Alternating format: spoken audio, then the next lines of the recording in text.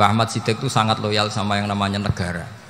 Kita tahu beliau adalah termasuk orang yang bintang ketika Muktamar Situbondo, ketika NU pertama kali nerima asas tunggal yaitu Pancasila. Kayak apa ulama-ulama kita, ya mulai Mbah Ahmad Siddiq, Mbah Ali Maksum, Gus Dur, Mbah As'ad semuanya lah, termasuk Mbah Mun, semuanya loyal sama negara sehingga NU menerima asas tunggal. Itu saya masih ingat karena Bapak dulu perwakilan dari NU cabang Lasem. Beliau pernah ngundang Mbah Ahmad Siddiq di sini zaman itu zaman Pak D. Dzufar ikut ngundang ke sini bapak saya. Itu saya menangi beliau ngisi pengajian di hallnya buyut saya Mbah Umar bin Arabi. Jadi saya ini zuriyahnya Mbah Umar bin Arabi sama dengan keluarganya Ki Hamid Pasuruan. Itu beliau cerita bahwa kemenangan Islam itu tidak harus kita yang menang kangelan. Kadang Allah bikin orang lain yang kangelan, kita yang ikut menang. Jadi dulu kata beliau banyak ulama ketika kita diserang Jepang, saya masih ingat, saya karena pas itu ikut ke Lasem, karena saya santri sarang, Mbah Mun ngisi di Lasem, saya ikut di Lasem karena saya masih keluarga.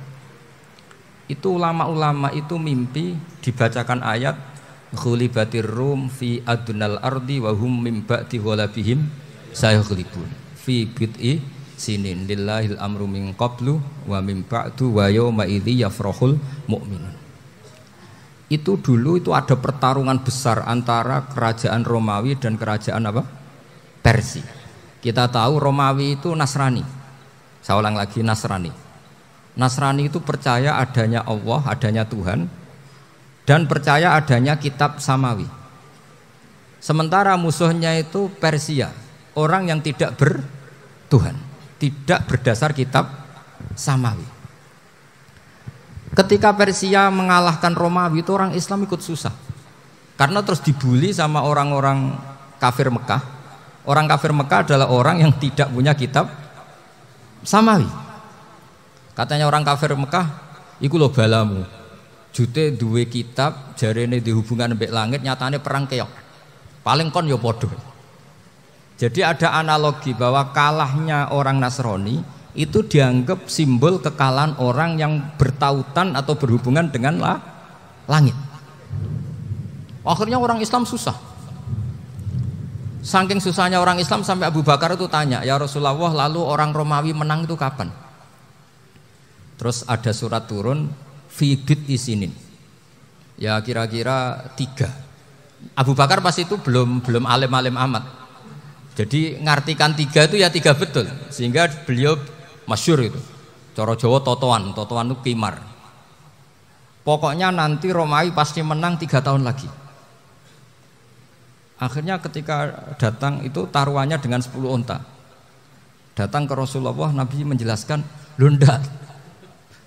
Bid'u itu mabena salas ilatis itu 3 sampai 9. Kamu jangan bilang 3.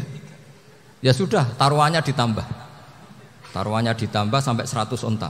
Tapi pembuktiannya enggak 3 tahun tapi nunggu 9 tahun. Sampean jangan tanya, berarti dulu pernah taruhan halal. Zaman sebelum ngaji saya sampean sudah sering taruhan, jadi jangan nyalahkan saya. Nanti itu ada ilmunya, namanya nasah mansukh. Dan taruhannya Abu Bakar tidak kayak sampean. Taruhan yang sangat-sangat demi Islam, bukan demi hadun nafsi. Betul. Ketika tahun ke-7 orang Islam itu menang. Gila ya, tahun 9 itu umat Islam menang. Menangnya umat Islam mengalahkan musyrik Mekah itu di Badar. Romawi mengalahkan Persia. Gara-gara Romawi mengalahkan Persia itu cara berpikir orang itu rubah. Ternyata langit itu ada, kekuatan langit itu ada. Sehingga meskipun akhirnya orang Kristen bilang ada Trinitas, terus mereka keliru dalam mengartikan Isa, tapi ada sekian nabi yang mereka sebut dan mereka hormati. Ada sekian kesamaan. Sehingga dalam Islam, saya ulang lagi, dalam Islam, andai kan disuruh milih orang komunis sama orang Nasrani, Islam tentu sama-sama kerjasama, milih sama yang Nasrani, karena ini ahli kitab, kerjasama loh, bukan milih menjadi Nasrani. Nanti kalian salah paham, senangannya terus bully. Itu semangatnya pasti hasad. Nah, Terus lalu relevansinya dengan Indonesia gimana?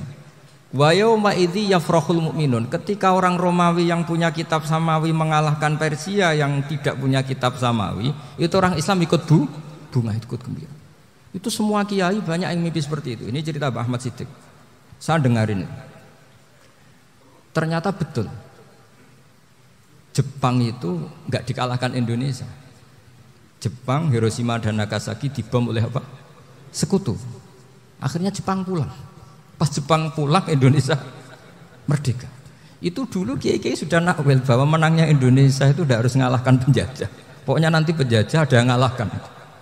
Jadi orang Islam zaman itu tidak bisa mengalahkan Persia. Yang mengalahkan itu Romawi. Tapi orang Islam ikut gembira. Itu sebenarnya wa yauma idzi yafrahul mu'minun binasrillah.